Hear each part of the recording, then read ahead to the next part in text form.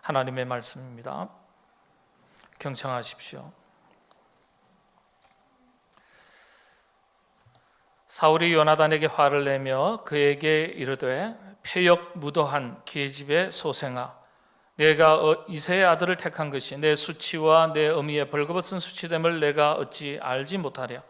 이새의 아들이 땅에 사는 동안은 너와 내 나라가 든든히 서지 못하리라.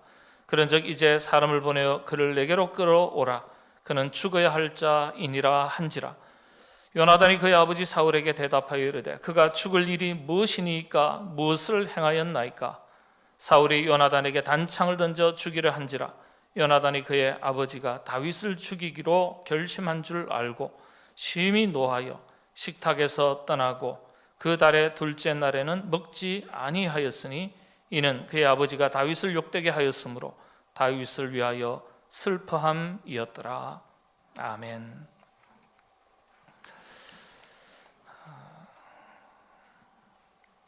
삼강오륜이라는 말이 있습니다. 유교의 국가, 사회, 통치, 이념 혹은 철학을 가리키는 말입니다. 삼강오륜, 반드시 지켜야 할 도덕 사상이다, 그렇게 말합니다. 5가지 강령과 5가지 일륜을 가리켜 그래서 삼강오륜 이렇게 말합니다. 삼강은 군이 신강, 군신이죠. 임금과 신하. 그 다음 부위 자강, 부자 관계죠. 그 다음 부위 부강, 부부 관계를 말합니다. 임금과 신하, 어버이와 자녀, 남편과 아내, 이 둘 사이에 마땅히 지켜야 할 도리를 말합니다. 오륜은 우리가 아주 익숙하게 잘 들어서 아시는 내용인데 부자유친입니다. 군신유의, 부부유별, 장유유서, 붕우유신, 이렇게 5가지를 오륜이라고 그렇게 말합니다. 부자유친, 아버지와 아들 사이, 군신, 임금과 신하 사이, 부부유별, 부부와 부부 사이, 남편과 아내 사이, 그리고 장유유서, 어른과 어린 사람, 젊은 사람 사이, 그리고 붕우, 친구와 친구 사이, 이렇게 서로의 관계 속에도 지켜야 할 도리가 있다라는 겁니다. 그걸 오륜이라 그렇게 말합니다. 원래 이 삼강오륜은 공자와 맹자 사상의 기초를 둔 것입니다. 그렇지만 한국에서도 특히 조선시대 국가 통치 이념으로 아주 강조가 되었죠. 그래서 그 이후에도 한국에서 아주 우리 사회의 기본적인 윤리, 도덕으로 그렇게 중요시 여겨져 왔습니다. 지금도 일상생활에 아주 알게 모르게 뿌리 깊이 박혀 있는 윤리와 도덕이라 그렇게 말할 수 있겠습니다. 오륜 중에 우리가 이렇게 많이 들어서 잘 아는 부자유친이라는 말이 있습니다. 부자유친, 부모는 자식에게 인자하고 자녀는 부모에게 존경과 섬김을 다하라, 그런 의미의 말입니다. 부자유친. 자, 여러분의 부모님, 특히 아버지와의 관계가 어떠세요? 부자지간이라 그러면 꼭 아버지와 아들의 관계만을 설명하는 것은 아닙니다. 어버이와 자녀를 다 통틀어서 말할 때 부자관계라 그러죠. 제가 여러분들에게 드리는 질문은 여러분들의 아버지, 여러분들과 아버지와의 관계가 어떠셨어요? 돌아가셨다 하더라도 마찬가지고요, 생전에 계셔도 마찬가지고, 여러분 아버지와의 관계가 어떠셨어요? 벌써 20년 가까이 되었습니다. 이런 조사가 2번이나 있었는데 한국 사회에서 40대, 50대, 60대들에게 물었습니다. 온누리교회에서 한번 조사를 했고요. 그 이후에 어느 다른 기관에서 동일한 조사를 했습니다. 40대, 50대, 60대 남성들에게 자신의 아버지에 대한 감정을 조사를 했습니다. 조사에 따르면 19은 아버지에 대한 감정이 다 부정적이에요. 자신의 아버지에 대한 감정이 좋지 않아요. 불편해요. 거리감이 있어요. 부정적이라는 거예요. 가까워야 되는데 거리가 있다는 거예요. 여러분, 조금 전에 말씀드린 대로 부자 유친이라는 말을 아주 쉬운 말로 바꾸면 아버지와 아들, 부모와 자녀 사이가 친밀한 것을 말하는 겁니다. 부자 유친, 친밀.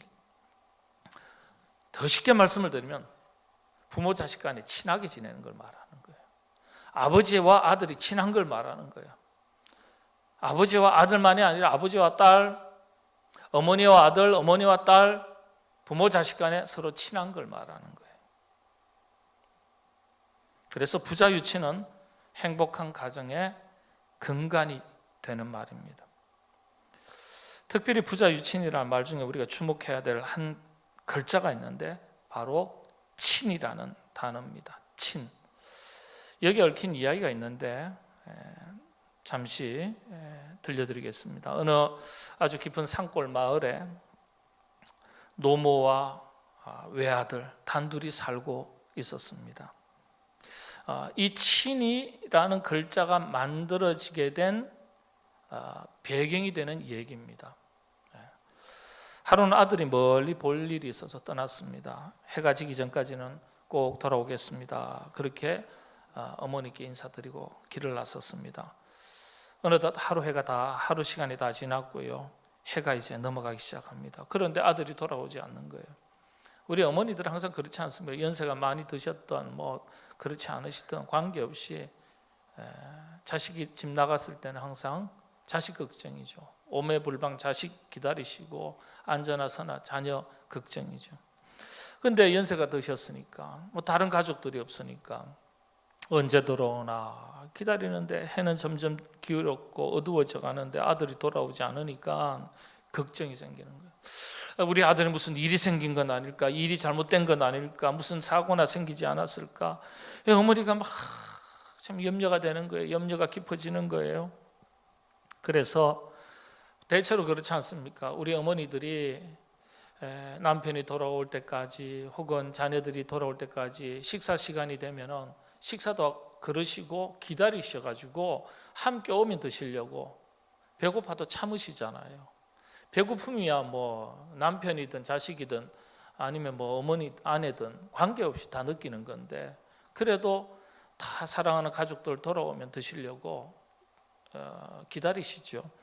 이 어머니가 기다리는 거예요. 그래도 안 돌아오니까 어떻게 해요? 자, 마을 어귀까지 걸어 나갑니다. 그러고 나서는 멀리 길이 어두우니까 잘 보이지 않잖아요. 언제 아들이 돌아오려나, 곧 돌아와야 되는데 이제는 밤이 되는데 그래서 어머니가 그 노구의 몸을 이끌고 나무에 올라가는 거예요. 나무에 올라가서 이제나 저제나 올까 하고 눈이 빠지도록 그 길을 바라보면서 아들을 기다리는 거예요. 근데 아니나 다를까 저 멀리서 아들이 걸어오는 걸 발견한 거예요. 그 어머니가 얼마나 저 멀리 있어도요. 어머니 눈에는 아들 걸음걸이도 딱 알거든요.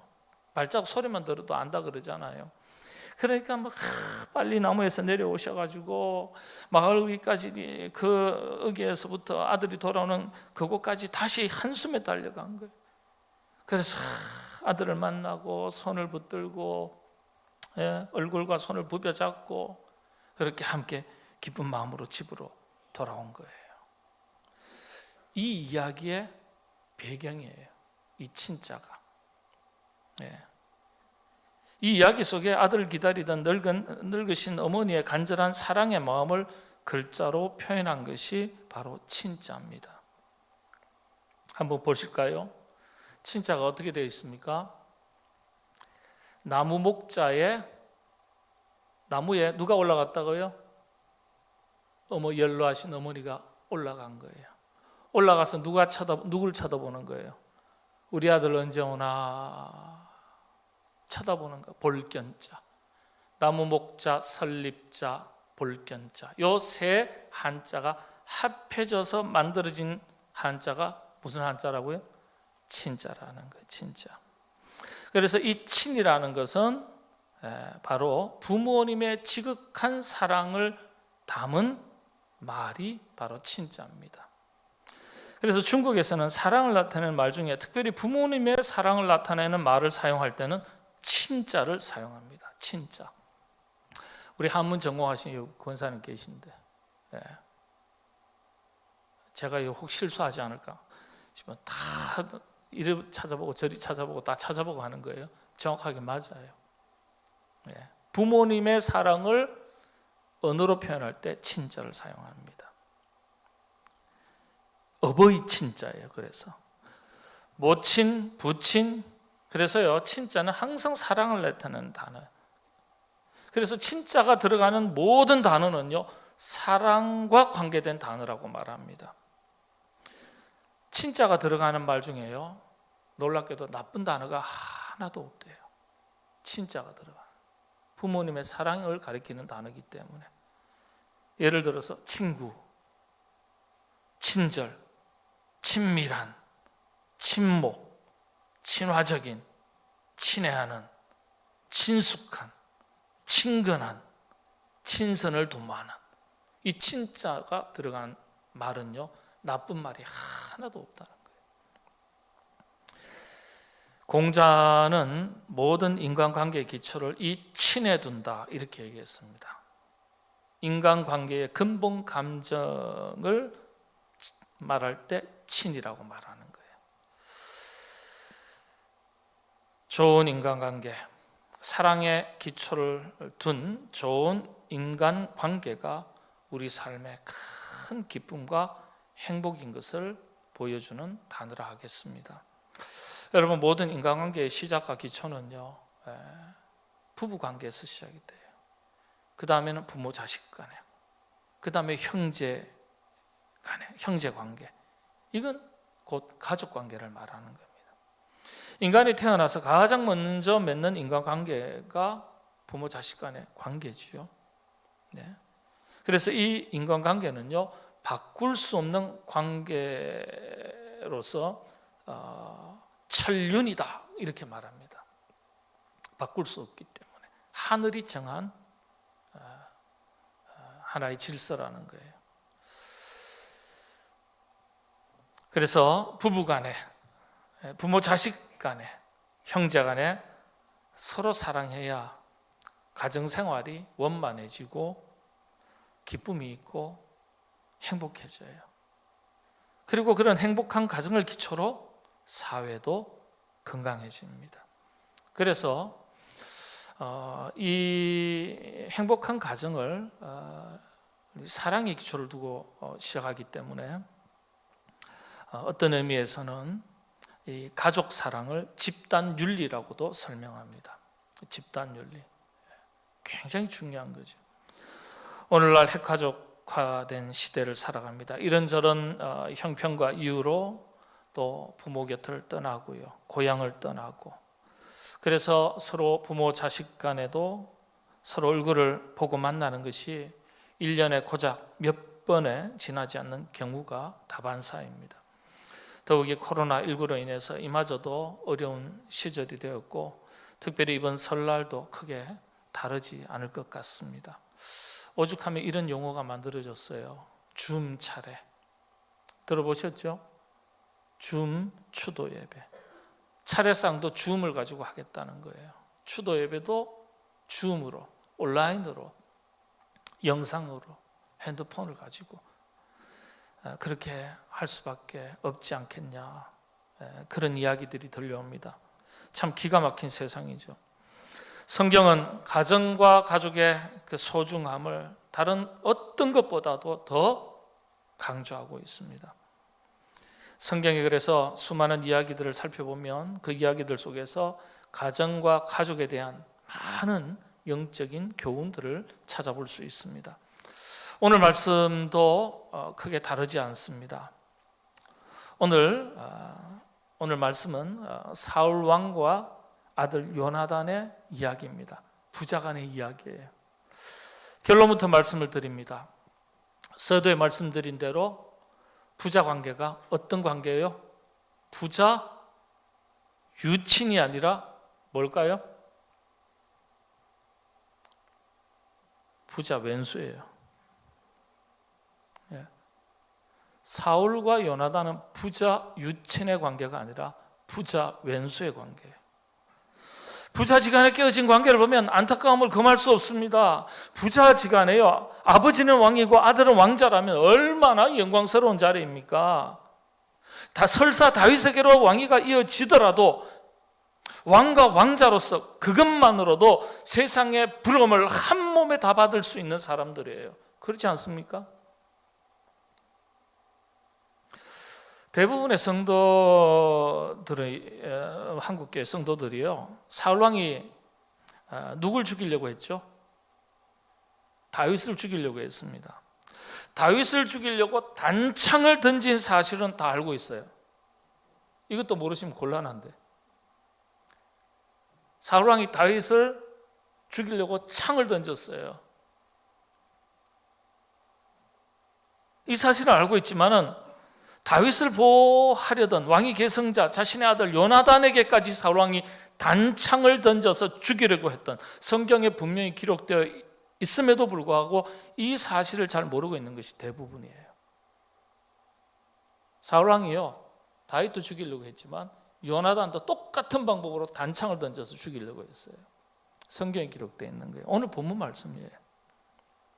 오늘 30절에서 34절은 부자 유친이 아니라 부자 원수의 아버지와 아들 사이에 끼어진 비극적인 관계를 볼 수 있는 아주 짧은 구절이지만은 사울왕의 그 가정사를 볼 수 있는 거예요. 참 안타까운 본문입니다. 30절 한번 보실까요? 제가 읽어드립니다. 사울이 요나단에게 화를 내며, 아버지가 아들한테 화를 내요. 그에게 이르되, 뭐라고 얘기합니까? 이 폐역무독한 계집의 소생아, 네가 이새의 아들을 택한 것이 네 수치와 네 어미의 벌거벗은 수치됨을 내가 어찌 알지 못하랴. 아버지가 엄청 화가 나셨구나. 이 정도 읽고 지나가시면 안 돼요. 이게 어떤 겁니까? 아버지가 아들에게 저주를 퍼붓는 장면이에요. 아버지가 아들에게, 이놈의 망할 놈의 자식. 우리 속이 상할 때가 있지 않습니까? 자식을 키울 때. 그럴 때는 언어를 바꾸셔야 돼요. 이런 망할 놈의 자식이 아니라 어떻게 해요? 이런 성공할 놈의 자식. 그러면서 욕하세요. 이런 성공할 놈의 자식.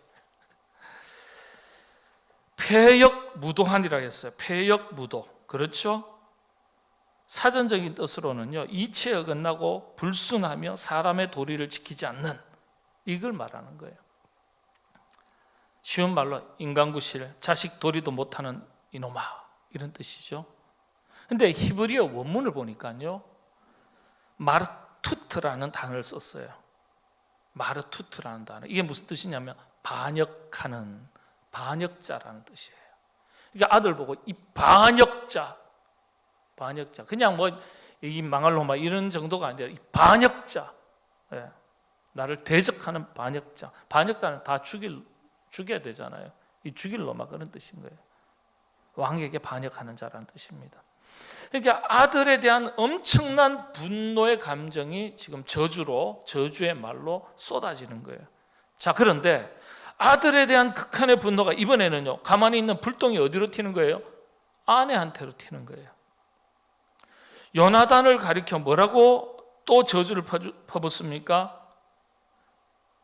네가 이새 아들을 택한 것이 내 수치와 내 어미의 벌거벗은 수치됨을 내가 어찌 알지 못하랴. 이게 무슨 뜻일까요?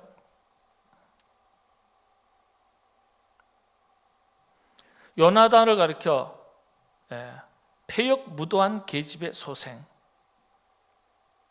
폐역무도한 계집의 소생아, 그렇게 돼 있어요. 누구를 욕하는 거예요? 요나단의 어머니 사울 자신의 아내를 욕하는 거예요. 히브리어 원문에는 두 가지로 나눠져 있어요. 마르투트, 반역자라는 단어와 우리 한글 성경에서는 번역이 빠졌습니다. 아바라는 단어가 있는데 아주 사악한, 아주 악한, 이 단어는 번역이 빠졌어요. 그런데 이 단어가 아주 독특한 단어더라고요. 뭐냐? 폐역무도한 마르투트, 사악한 아바. 이 두 단어가 원문에 다 있어요. 그런데 이 아바라는 단어가 아주 독특한 단어예요.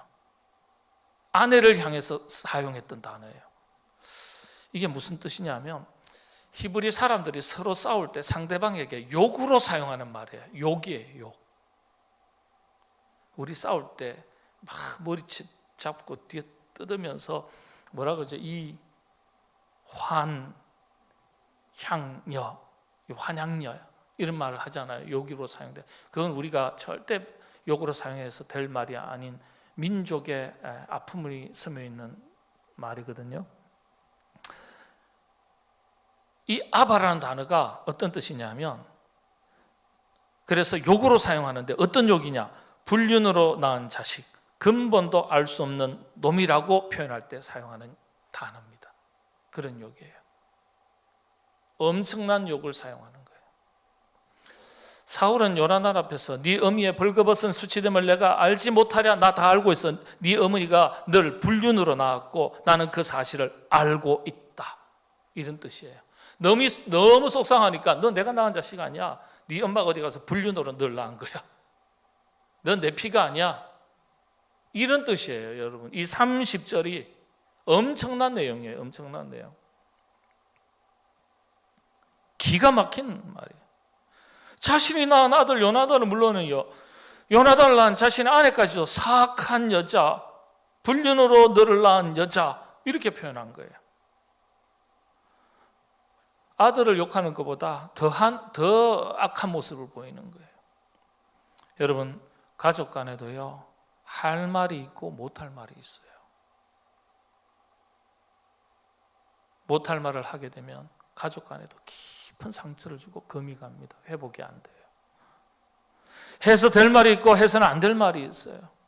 아들 요나단이 미우니까요, 요나단을 낳은 자신의 아내까지 사악한 여자, 불륜까지 해서 아들을 낳은 여자라고 저주합니다. 가만히 들여다보면요, 결국 요나단이 패역하고 아내가 아바, 사악하다면 그 아들 역시 낳은 아버지가 사울 자신이니까 자신도 역시 아내와 같이 사악하기는 매한가지인 셈이죠. 사울왕의 분노가 가족관계 전체를 망가뜨리는 것을 볼 수 있습니다. 부부지간은 물론이고 부자지간에 깊은 상처 주고받는 거예요. 참으로 가슴 아픈 일이죠. 자, 이렇게 저주를 쏟아 부었는데 32절에 보니까요, 죽일 테니까 끌고 와라 그랬더니 요나단이 너무 속상해서 얼마나 가슴 아픈 말을 들었습니까?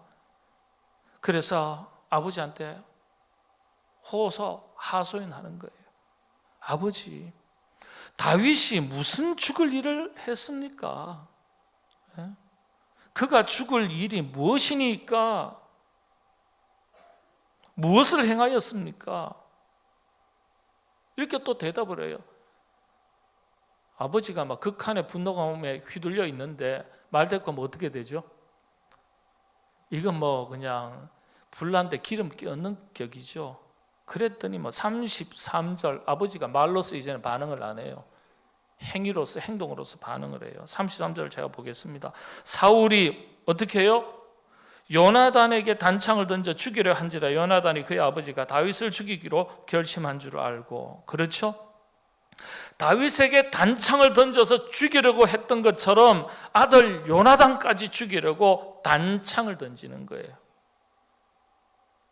이 사실을 잘 몰라요, 우리 한국교회 성도님들이. 그냥 다윗한테만 창을 던졌다 이렇게만 다 알고 있어요. 그렇게 다 인식하고 있어요. 아들까지 죽이려고 그랬어요. 그러니까요, 이 사울이요, 다윗이고 아들이고 눈에 뵈는 게 없는 거예요. 지금 사울은 분노의 감정에 사로잡히니까 이미 이성을 잃은 것이나 다름없는 거예요. 그래서 여러분, 분노의 감정을 잘 다스리지 못하면 이성적이고 합리적인 판단까지도 흐려지는 것을 알 수 있습니다. 단창까지 던지면서 어떻게 하겠다는 거예요? 아들까지도 죽여서라도 자신의 이 권자를 지키고 싶은가요? 그런 걸까요? 참 이해하기 어렵습니다. 결국은 요나단은 이 일로 인해서 큰 상처를 입고 분노하게 됩니다. 그게 34절이에요. 34절. 심히 노하여, 요나단이 너무 속상하고 화가 난 거예요. 식탁에서 떠나고, 어떤 이제 학자들은 이 식탁에서 떠났다는 것은, 여러분 원수지간에 밥 같이 안 먹어요. 식탁일수록 밥 같이 먹는 사이일수록 친한 거예요. 그 금이 간 것을 식탁으로 표현한 거예요. 그렇게 표현했다고 설명을 합니다. 자, 식탁에서 떠나고 그 달의 둘째 날에는 먹지 아니하였으니 이는 그의 아버지가 다윗을 욕되게 하였으므로 다윗을 위하여 슬픔이었더라.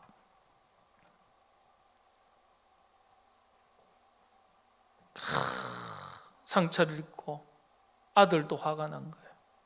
심히 노하여, 히브리어 본문을 직역을 해드리면 타오르는 분노로 이 단어를 썼습니다. 타오르는 분노로.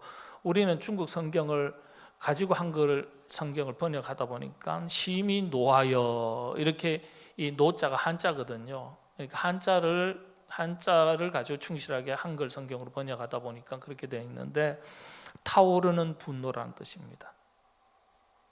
아버지는 아들에게 죽이려고 단창까지 던지고, 아들은 아버지에게 타오르는 분노를 표현하고, 안타까운 일이 아닐 수가 없어요.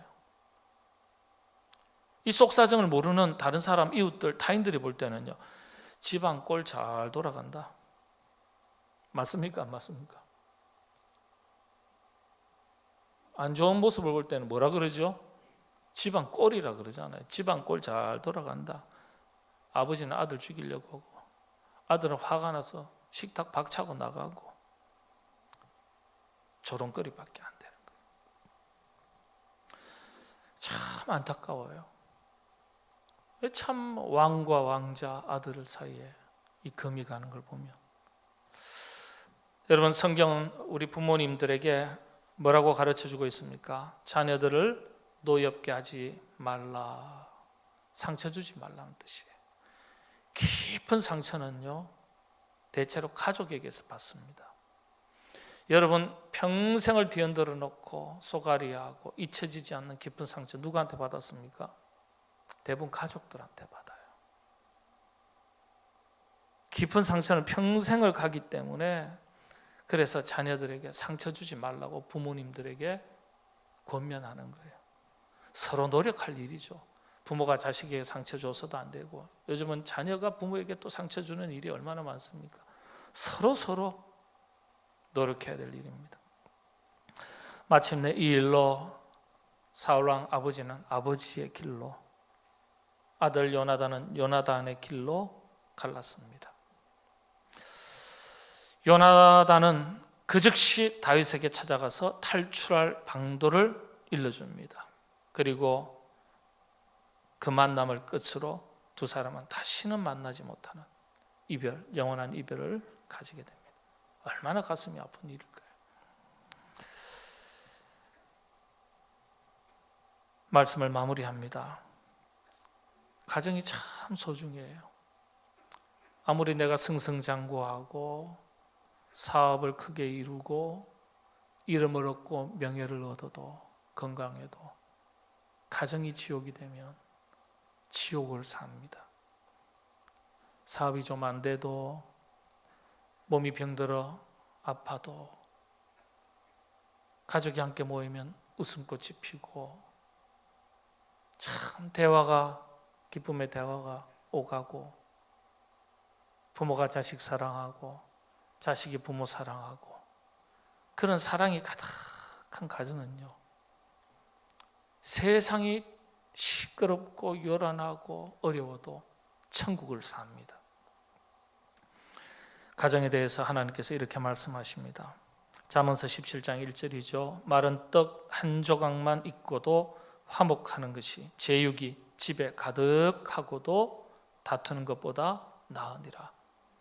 세상 사람들도 가화만사성이라 그렇게 말합니다. 가정이 화목해야 만사를, 모든 일을 이루게 된다, 그런 뜻이죠. 참 이 화목에 대해서, 가족 사랑에 대해서 우리에게 주신 말씀들이 참 많습니다. 그 중에 한 두 개만 더 말씀드릴게요. 로마서 12장 18절, 할 수 있거든. 너희로서는 모든 사람과 더불어 화목하라. 여러분, 모든 사람의 첫 번째 대상이 누구죠?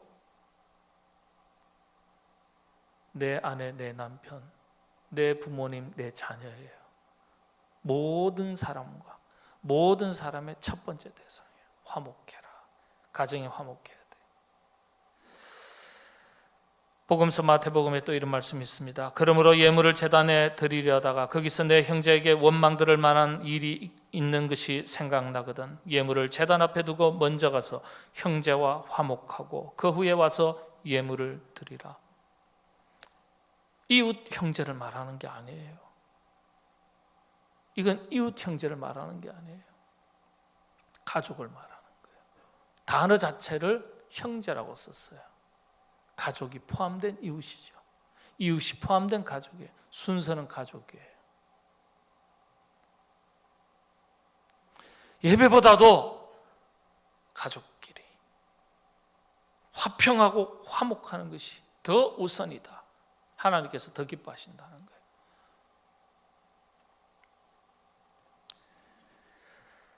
탈무드에서는요, 솔로몬의 조금 전에 말씀드린 17장, 잠언서 17장 말씀을 이렇게 기록하고 있습니다. 덧붙여서 읽어드리겠습니다. 가난한 집에는 재산 대신 화목이 있고 부잣집에는 화목 대신 돈이 있다. 이 둘 가운데서 어느 편을 택하는 것이 지혜일까? 만약 네가 행복을 원한다면 돈은 없지만 화목한 집을 택하라. 이것이 지혜이니라.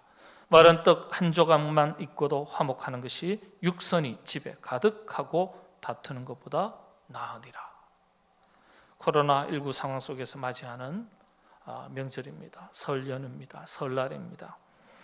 가족들조차도 마음 놓고 다 만나지 못하는 안타까운 상황입니다. 그럼에도 불구하고 여러분, 만나지는 못해도 서로 소통하는 가운데, 온라인으로 만나는 가운데 여러분 가족 사랑이 더욱더 깊어지는 명절이 될 수 있도록 하나님께서 여러분들의 가정에, 여러분들에게, 여러분의 모든 가족들에게 하나님께서 풍성한 은혜 더해 주시기를 바랍니다.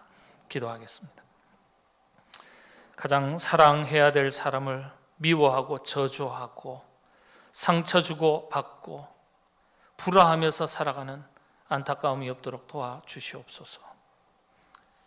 가장 사랑해야 될 가족들 하나님께서 우리에게 주셨으니 이 사랑, 이 가족들 사랑으로 잘 지켜갈 수 있도록 하나님 우리에게 지혜와 능력을 더하여 주시옵소서. 설 연휴를 앞두고 있습니다. 하나님, 가족 사랑이 깊어가는 설 명절이 되게 하여 주옵소서. 코로나19로 마음 놓고 원하는 대로 만나지 못하는 안타까움이 있지만 그럼에도 불구하고 그 안타까움이 가족 사랑이 더욱더 깊어지고 자라가는 계기가 되게 하여 주시옵소서. 우리 삼성 신앙 공동체, 영적인 가족 공동체로 묶어주셨으니 온 성도들 서로 만날 때마다 영적인 가족 공동체의 그 사랑이 또한 깊어가고 아름답게 자라가며 우리 교회가 웃음이 가득하고 기쁨이 가득한 참 행복한 신앙의 공동체로 든든하게 서가게 하여 주시옵소서. 예수님의 이름으로 기도하옵나이다. 아멘.